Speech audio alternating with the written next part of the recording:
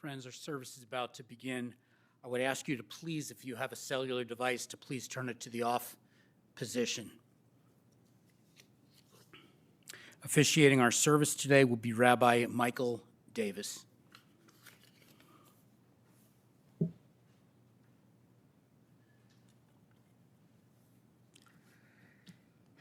Dear family and friends, we're gathered to mark the passing, to mourn, to stand with the family. This moment of saying farewell to your beloved Sandra Ann Klibanow, to smile, to shed a tear. We've gathered in respectful silence. We're gathered to listen to words of comfort, to words of sweetness and blessing. But we open with sacred words that have offered comfort to countless generations, perhaps the most beloved of all the Psalms in the Tanakh, the Hebrew Bible, the 23rd Psalm. I will chant it in the traditional original Hebrew, and then invite us all to read it together in the English, which you have in the handout. All the liturgy we have today fits here. We'll do this 23rd Psalm, later the Al Maleh, and finally the Kaddish. I offer this as a prayer of comfort. Adonai roi lo echsar bino deshe yarbitzeni al mei menuchot al mei menuchot Yenaleni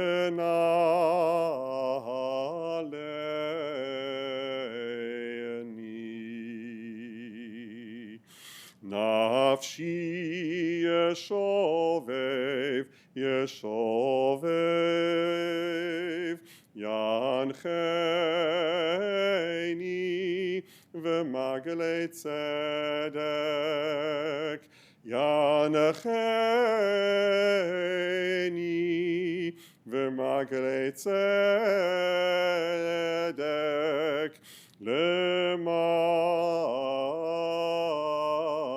Shemo Gam ki yelech begetz al mavet lo yirara ki ata imadi shivtecha umishantecha hema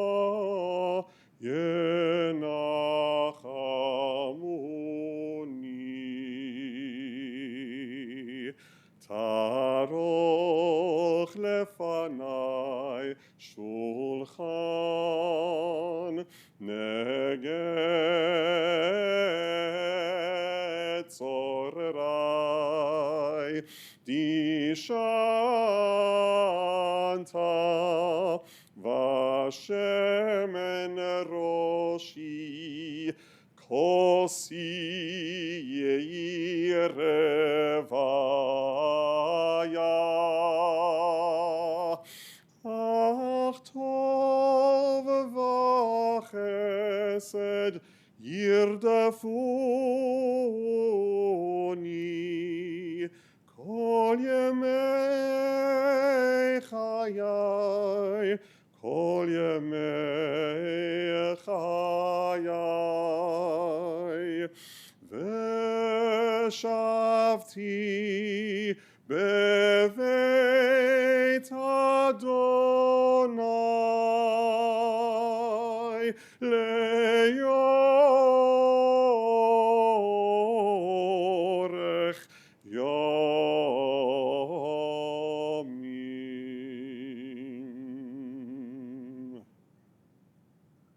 Adonai roi lo echsar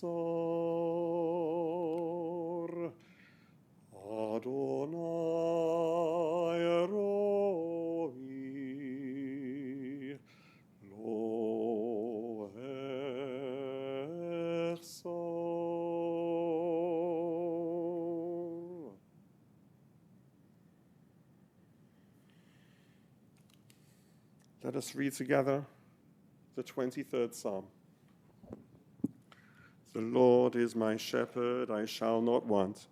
He maketh me to lie down in green pastures. He leadeth me beside the still waters. He restoreth my soul.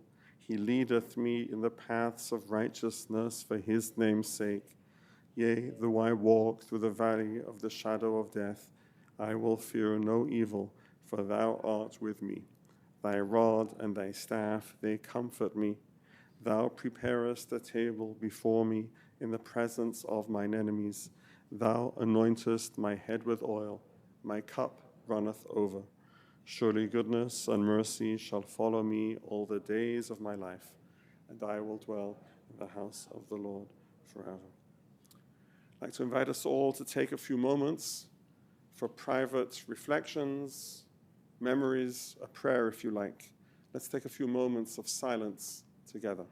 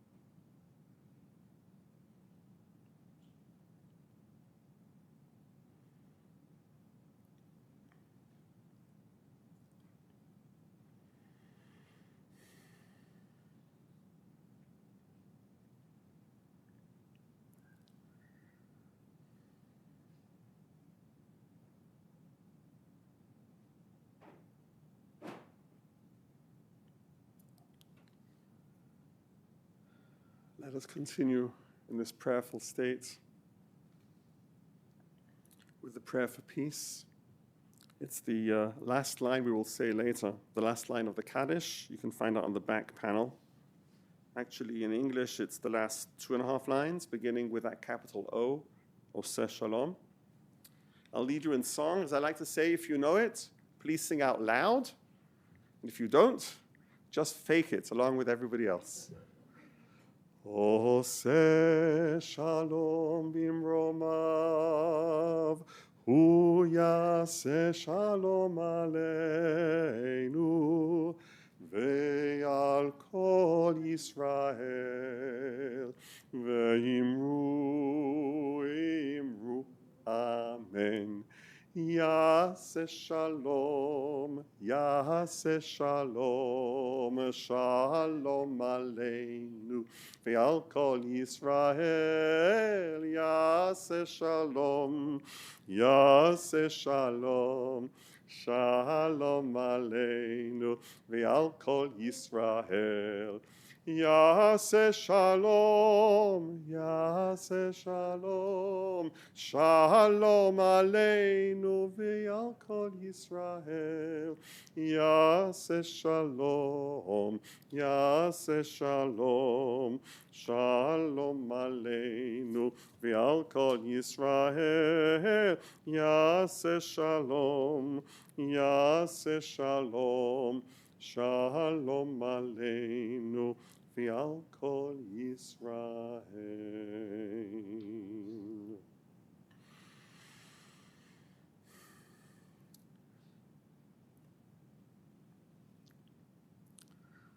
We're going to hear from family members. Saul, if you're ready, come on up.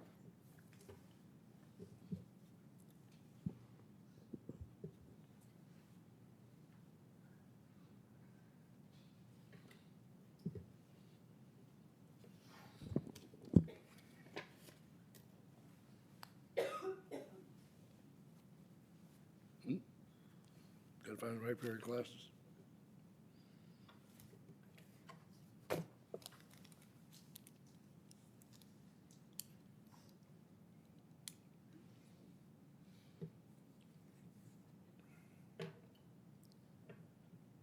Friends, family,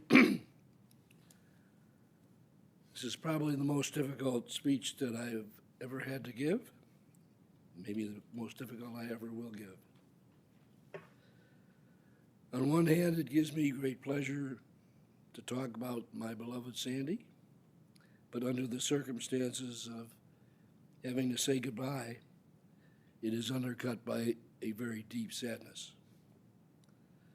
However, this day as we say farewell, I would like to share with you some understanding of who Sandy was and the life that she lived. To me, hers is a story of a life well lived, a life well shared and given to others.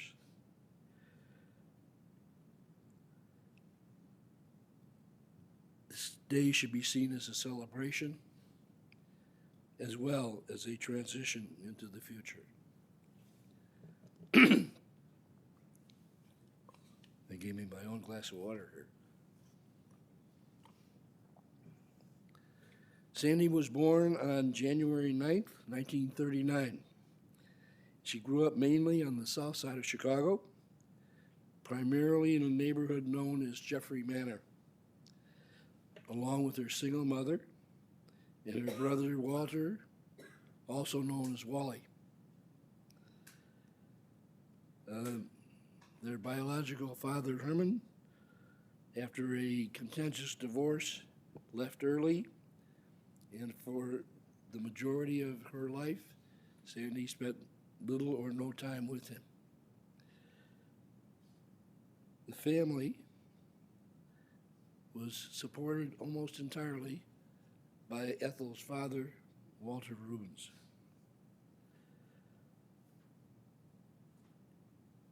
After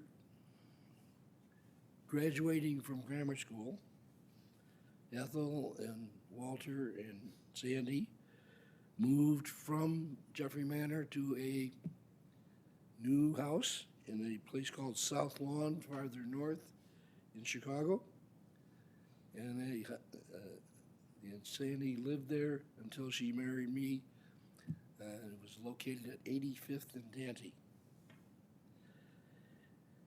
She and Wally both attended Bowen High School, as did I, which is where I first met Wally. And after hanging around with him socially for a while, I ultimately encountered his little sister. Over time, I learned more about the diminutive sibling. I learned about her energy, her zest for life, her sense of humor, sometimes self-deprecating sense of humor. And for example, she often retorted when kidded about her small size that dynamite comes in small packages. So you may have heard that at times. Almost nonchalantly, we began dating, and then I was off to the University of Illinois, and she was off to Northern Illinois. The romance continued by mail and grew over time. During summer breaks, we were able to spend more quality time together. And ultimately, as our love grew, I popped the question. And as you well know, she said yes. Plans were made for a future wedding in June in Chicago. Unfortunately, those plans got off to a very rough start. My father, David, passed away a little over 1 month before the ceremony. And after substantial discussion amongst all the family members, everyone decided that we should proceed. But this put Sandy into a very uncomfortable situation, having to work with a grieving mother-in-law to put the finances together to support our grieving grandmother. This made for a challenging start to the marriage, but we got through it. This situation lasted until Sandy and I went off to the Army about 6 months later, and my mother finally moved to California to be with her family and start a new life. As we began our new life together, I also began to learn that there was more than one Sandy that I had married. The first one was clearly Sandy, the loving wife, partner, and companion, who apparently, with patience and a good sense of humor, was able to put up with me for over 63 years, which is a pretty long time. Her patience, sense of humor clearly helped us get through the many normal marital scrapes that families do. The second Sandy is Sandy the parent, very familiar to a number of you in this room. She has, during her life, gotten used to being a mother, an aunt, a great aunt, a grandmother to numerous members of our family. Firstly, she was the biological mom to Denise, David, and Diane, who are our biological children, and we can be fully blamed for that. But not long afterwards, Sandy's brother Wally was killed in an industrial accident, and Sandy and I became the guardians of his 4 children. Dawn, Robin, Walter, and Joey all became part of our family, and from the beginning to this day, we made it clear that they were always to be part of our family. When they first moved from California, where they lived, to Chicago, they arrived in the middle of January, and it was clear that there would be some challenging times. They had never really experienced Chicago winters, and Joey in particular was rebellious about wearing boots and often railed against the quality of the weather that we had in our beautiful Chicago area.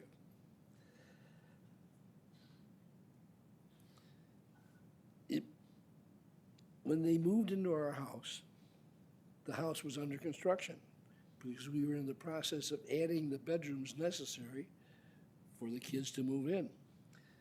So we had people doubling and tripling in various rooms all over the house, and it was a lot of congestion and sometimes confusion, but we were all getting through it.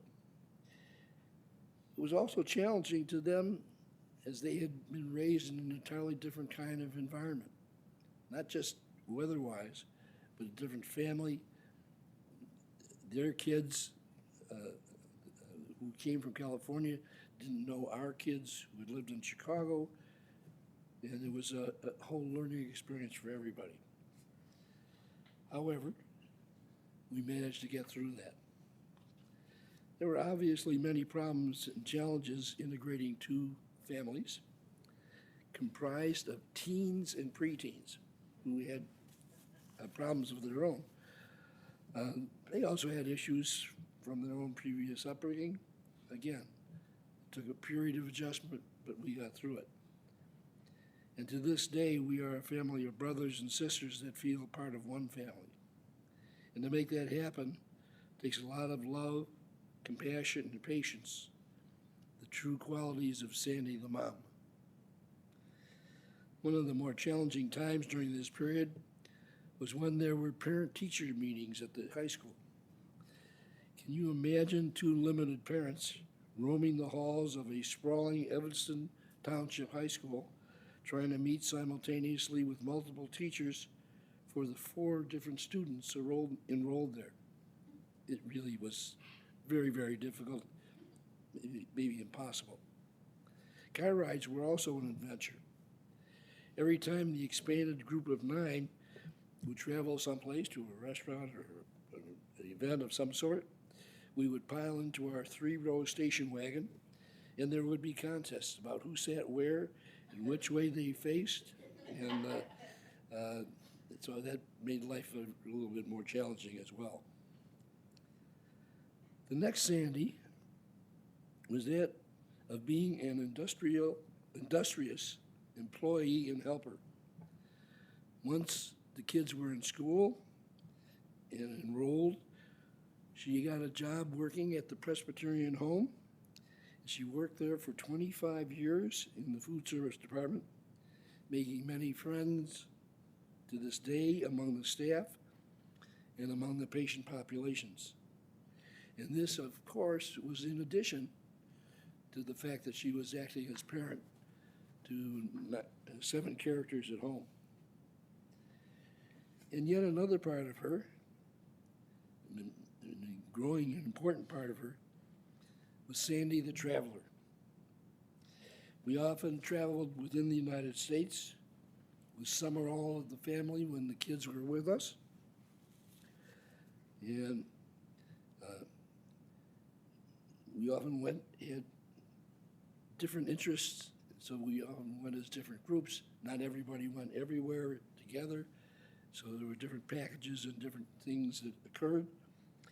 During this time, we visited places like Aspen, Colorado for rafting in the summer,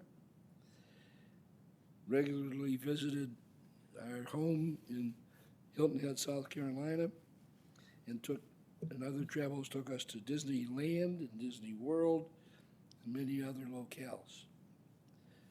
But when the kids were grown and Sandy and I were retired from the daily grind of our business activities, we expanded our views and traveled far and wide, sometimes on our own, sometimes meeting our travel-oriented kids, Diane and Brian, who I had never mentioned, but Brian is married to Diane. With them, we traveled to Rome and Venice in Italy, to Vietnam, to Bali, to China, and numerous countries in Africa. But Sandy was not a passive tourist. As part of our various travels, she rafted the Colorado River. She climbed through the jungles of the Congo, visiting gorillas, went into Tanzania chasing chimpanzees, walked through the temples of Bali and enjoyed the travels. She tracked rhinos on foot in KwaZulu-Natal. She strolled the Bund along the river in Shanghai, China. She marched atop the Great Wall of China and walked with elephants in Botswana, as some of the photographs in their video showed. Never a sit on the sidelines kind of person. She was always involved in doing things, making things happen. One of her biggest thrills was being out on game drives amongst the wildlife and actually spending time with elephants, as she did with Jabu the elephant in Baines Camp in Botswana. The numerous photos of her multiple visits show her at the peak of her enjoyment. But at the very top of who she was, Sandy was the world's #1 dog lover. From her earliest childhood up until the very end of her life, she loved dogs, and they loved her. We always had pets in our house. From the unforgettable Sammy the Beagle, who joined us in the Army at Fort Leonard Wood, Missouri, and protected her and protected our newly born Denise from all dangers that might have encountered her. The one exception to the dogs was our non-canine pet, Sydney the cockatoo, who, when Diane and Brian left for overseas activities, we became the parents of. And Sydney was a unique pet, a very intelligent animal, and we all loved and adored him until his untimely passing, and not too many years ago. The one key dog in Sandy's life was Darcy. Darcy, after Sandy had some serious heart surgery, was a gift from a shelter, which we picked up from a shelter, and she was named after the nurse who was my transplant nurse, whose name was Darcy, and that's the name that she carried throughout her life. Even in her final days, as she was being pushed around the neighborhood in her wheelchair by dedicated caregiver Marcella Salmon, she would have her treats with her and would enjoy sharing them with whichever canine she encountered. After talking about all the Sandys that I knew, the fact was that they were all compressed into a single, beautiful, small package. That package was compressed into it was held together in a kind, generous, friendly, loving woman. People enjoyed her presence wherever she was, and she enjoyed being with all the people that she knew in a lot of different places, in a lot of different circumstances. All the different Sandys came together to make up one unique and lovable and loving human being whose life we celebrate today. And now that she has left us, we also know that all the Sandys will be missed. Thank you.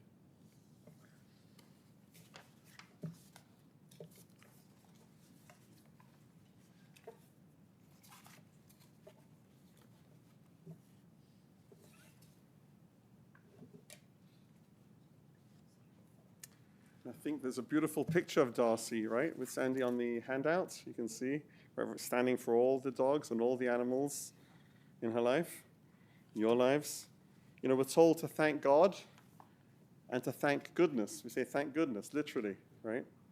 So you acknowledged the work of Marcella Salmon, your transplant nurse, Darcy, and all of this is just one big thank you of gratitude and acknowledgement. We're going to hear one more speaker, Donna, who is in North Carolina, so praying for the miracle of technology and all the good hands making that technology happen. We hope that she will materialize in voice and maybe even in sight. So it'll take about 20, 25 seconds. Okay. So, I just want to say that I am honored to be here today to celebrate Sandra Ann Klibanow. Though I have to say that shortly after I met her, we had this discussion where she said that there are Sandras in the world and there are Sandys in the world, and she was a Sandy. She also said that that is what she wanted to be called, Sandy, after I asked about the Sandra. But it really didn't matter because I didn't have much ever time to call her Sandy. What I called her was Mom. I was one of the few people privileged in this world to call her Mom. She opened her heart and her arms and her family to all of the men and women who have married into the Klibanow family. She is an amazing woman, a powerhouse of absolute love. And if there was anyone who knew her and you asked, what do you think is one thing you could say about Sandy? Most definitely it would be that she was an animal lover. In fact, when I talk to people, I said, what's one thing that you would say? The first thing that comes up is that she loves animals. And she certainly did. She was a huge animal lover. She loved all animals, especially dogs. Lots and lots of dogs. Her love of animals extended to all animals, and she fed birds outside the back door in her back garden, and she also fed squirrels, and she fed chipmunks. And when I was there about a week and a half ago, I found out she also fed rats. She loved all animals, and she has definitely passed that on to her daughter, Denise. If you have ever been in Denise's house, she lives in a mini zoo. Her entire life, she has had lizards, she's had toads, she's had frogs, she's had bunnies, she has sugar gliders, she has dogs. Definitely been passed down. And mom also loved to go out and work in the garden. She loved to work in the yard, and Denise has taken that to the next level. Now, the spirit of love that she brought to animals and to people extended out to the community. She had the soul of a volunteer, and she passed her desire to volunteer and give of herself and her time and her resources to others. She passed that down to her kids as well. Walt signed up for the Big Brother program and spent years mentoring a young person all the way through a difficult childhood. Robin regularly volunteers through her church. Denise has volunteered to work cleaning up green spaces in the community. David gives platelets to the Red Cross 24 times a year. And the only reason why he doesn't do it more is because they will not let him. Joey volunteered to teach Little League, coach Little League, and Diane joined the Peace Corps. All of the children in her life have been stamped with that desire to volunteer. And that volunteerism, it comes from compassion. She has compassion for so many people. That compassion was big enough that when her nieces and nephews needed a place to be, once again, she opened her arms, she opened her family, she opened her heart, and she embraced those people. And it wasn't just that they came to live there, they were family. They were hers. She found a way to bring everyone into that love. And Robin told me that sometimes she would just hold on to her so tight and she would ask, "Are you okay? Do you need anything? If you need anything at all, just tell me." And Robin knew she was safe. And Walt, he said that she used to write little notes and put them in the lunch boxes. And then when they got too old and too cool to carry their lunch boxes, she wrote notes on their lunch bags. Joey says he cannot imagine what his life would have been if she had not made him her son, if she had not embraced him for who he was and just taken him as who he was and patiently worked through all of it. And I asked Dawn, I said, "What would you tell me about mom? What would you say?" And she said that she was generous and she was loving and she was calm and she was definitely all of those things. But she was also strong and she was capable. You have to be strong and capable to raise 7 children. You also have to be strong and patient to live with my father-in-law for 63 years. I asked about that strength. When I met her, she was really into working out. She was always worried about eating right, and her physically she was strong. But David told me she used to love to play racquetball, and she was really good. She had a wicked racket. He told me she used to beat him all the time. And Dad says the reason for that is because she was so close to the ground. She could return shots that no one else could get, and she could send them off in crazy directions. Like I said, David said she beat him all the time. I asked Dad, I said, "Did she ever beat you?" He was quick to say, "No, I don't ever remember her beating me." To that, I say, Now, yes, she was definitely strong, and she was also layered. There were so many things about her. Dad just talked about the mini Sandys that he knew. Well, in the time I knew her, she was always surprising me. One point we were sitting at the house and she was chatting with me, and she told me that before she got married, she was part of a musical group. They would go from place to place, and I asked her, I said, "Did you sing?" She said, "No, I played the accordion." Okay. And she showed me her accordion, and she took it out and showed me how to use it. It was great. And she also told me that right after she got married, she wanted to make her husband jealous. So she bought herself a big bouquet of flowers and put them right on the table. And he came home from work, and there was a giant bouquet of flowers on the table. And he asked who they came from, and she said, "Oh, I don't know. I didn't see a card." He spent an hour going through the garbage and everything else he could find, trying to find the card to find out who sent his wife flowers. And she just sat back and enjoyed it. She was quite a lady. She was always full of surprises, and as Dawn said, she was calm. But that didn't mean she didn't have her moments. Devin, my son, tells a story about when Saul and Sandy had taken Devin, Dareth, and Quinn to Africa for photo safari. And they had had a long trip, and they were having so much fun, and now they were on their way home. It was the end of the trip, and I guess it had been a while since my father-in-law had been with a whole lot of little children traveling. And they were starting to get on his nerves. And he turned to them as they were doing some goofy thing as kids, and he said, "Stop it." Devin says, Grandma Sandy turned to him, focused her eyes right on him, and said, "Don't you dare talk to them like that." Everyone just stopped because no one had ever heard her raise her voice like that. I certainly never heard her raise her voice like that, but that was the one time Devin said he saw it, and he said it was scary. And Grandpa didn't say anything else to them.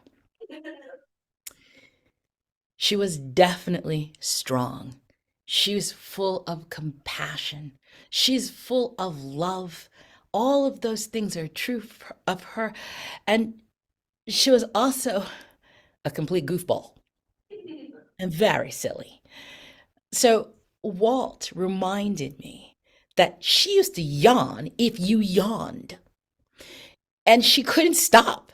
And so apparently, when the kids were a little smaller, they would just sit around and yawn and make her yawn.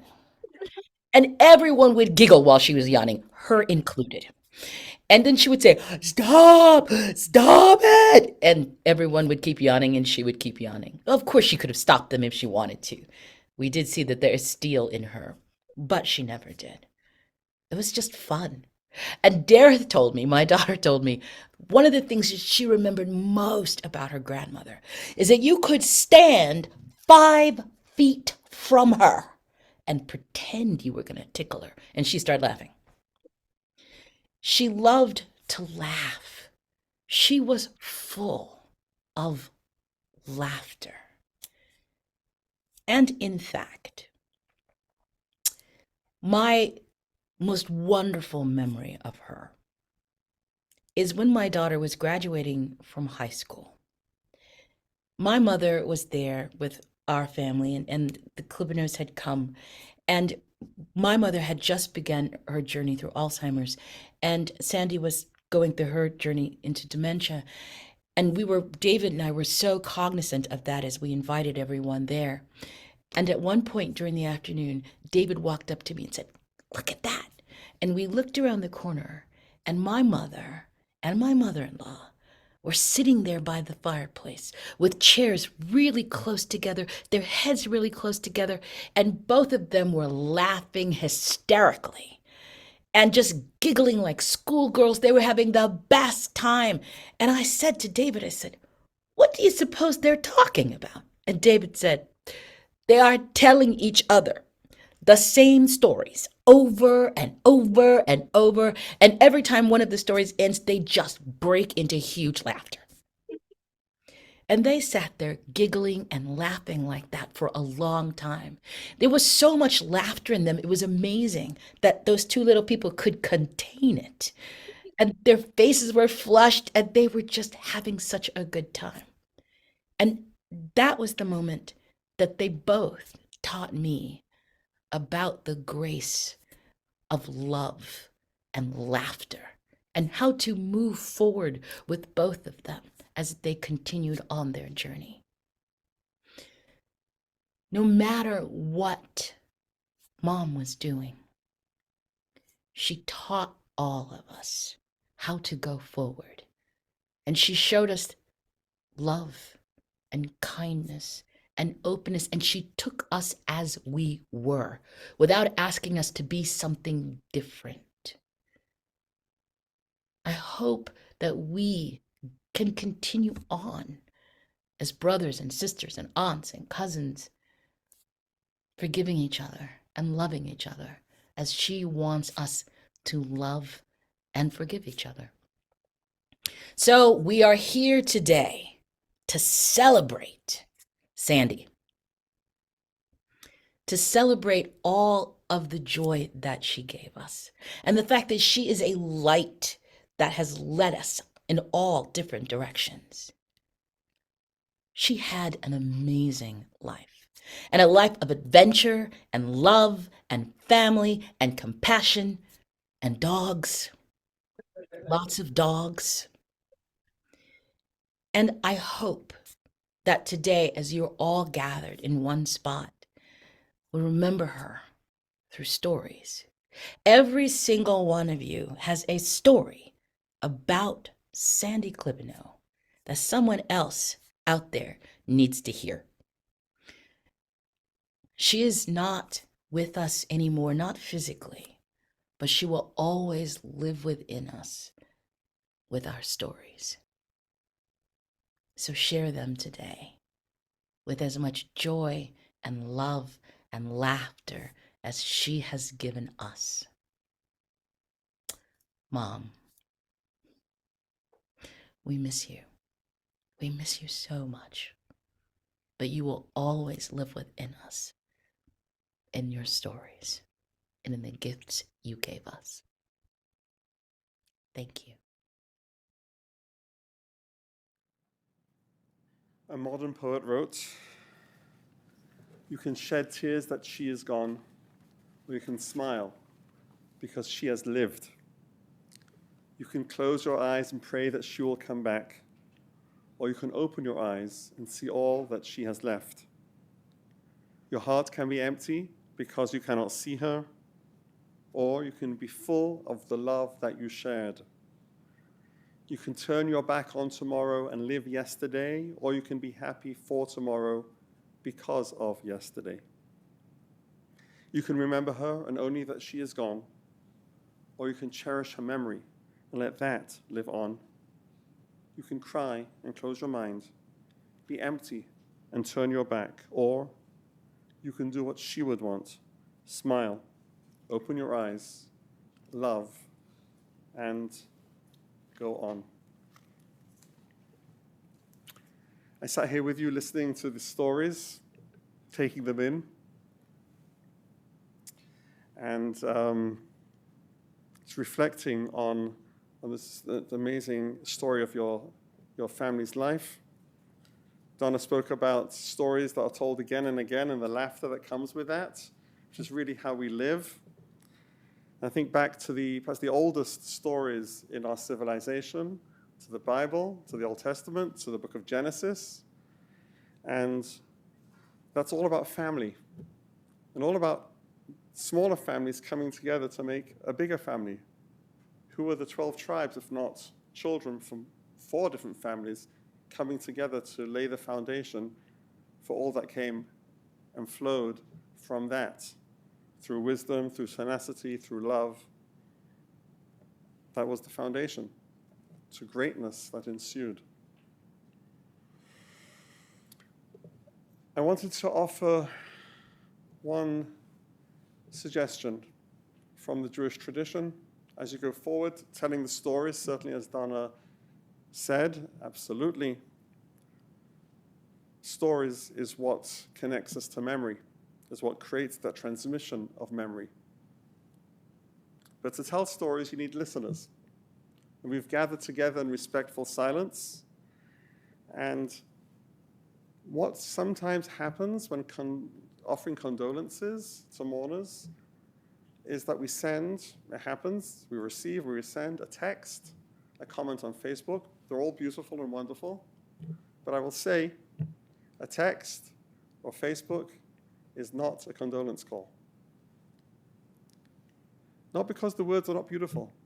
The words can be beautiful and touch our hearts, right? I'm sure you've received lots of wonderful, heartwarming messages. People say, I don't know what to say. I might say the wrong thing. I don't want to open a wound, or whatever it is. And that's respectful. But it's asking the wrong question. It's not what you say, it's how you're ready to listen, as we've gathered here today. So all you need to say is 3 words. It's the magic. How are you? And the crucial part is to be ready to listen to whatever comes. If they want to talk about the Cubs and the Bears, great. If they want to go deeper, also good. If you show up with that willingness to listen, as we've gathered today, then the stories will flow when they sense that listening is real. So it's not what you say, it's the readiness to listen, to be silent, to show up. In the Jewish tradition, when we visit the house of mourning, we don't speak until the mourners speak. And we follow their cue. They want to crack a joke, you laugh. They want to shed a tear, you offer them tissues and you give them a hug. They want to be quiet, you stay quiet too.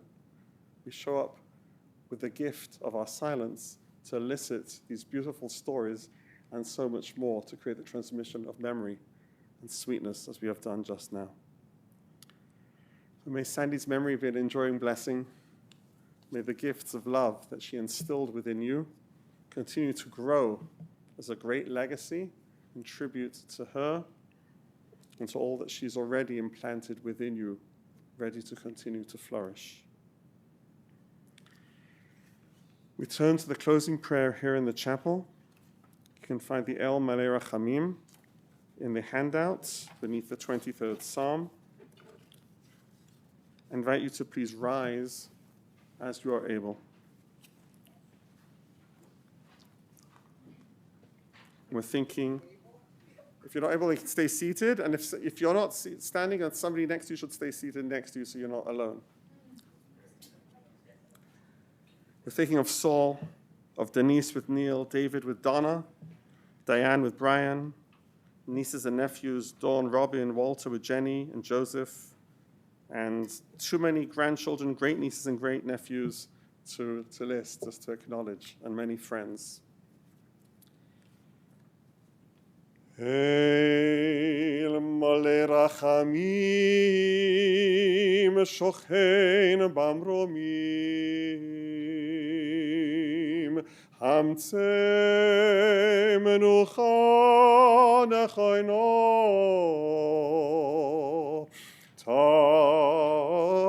Tachat Kanfei HaShechina Im Kadoshim Otaharim Kezohar HaRakia Mazhirim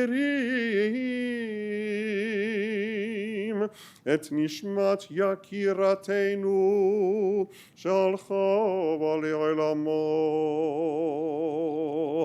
Lochein Bal HaRachamim Yastireho Beseter Kanafav Le'olamim Veyitzror Bitzror HaChayim Et Nishmato Adonai Hu Nachaloto V'tanuach V'shalom Al Mishkava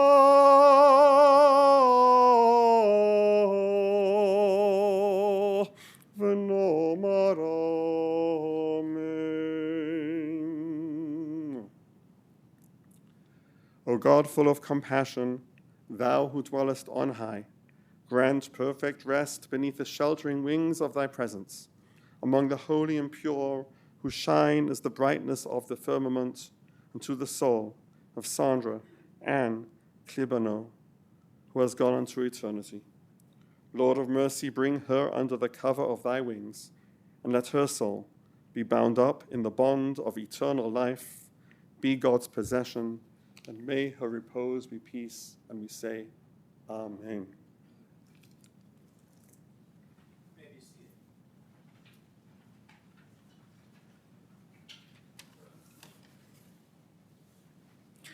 This concludes our service here in the chapel. The interment will take place immediately at the family plots at Memorial Park Cemetery. Following the interment, the family will be gathering at 2025 Bennett Avenue in Evanston.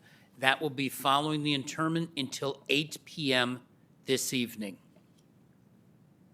For those of you who wish to make memorial contributions, you may make contributions to Paws Chicago or the Sheldrick Wildlife Trust. Please note both those addresses and the electronic addresses to make contributions are located on the folders. For those of you who are online, that information is available on our website.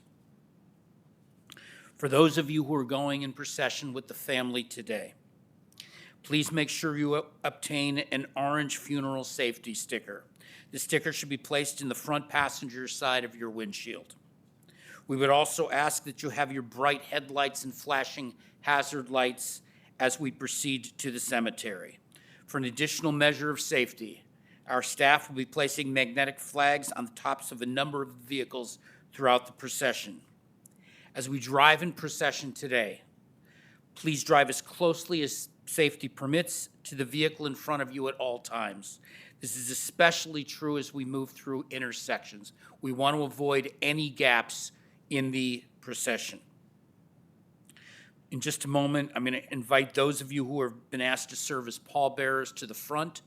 At that time, when I invite the pallbearers up, I'm going to ask everyone to stand out of respect as we escort the family and Sandra from the chapel. Pallbearers, if you can please come forward.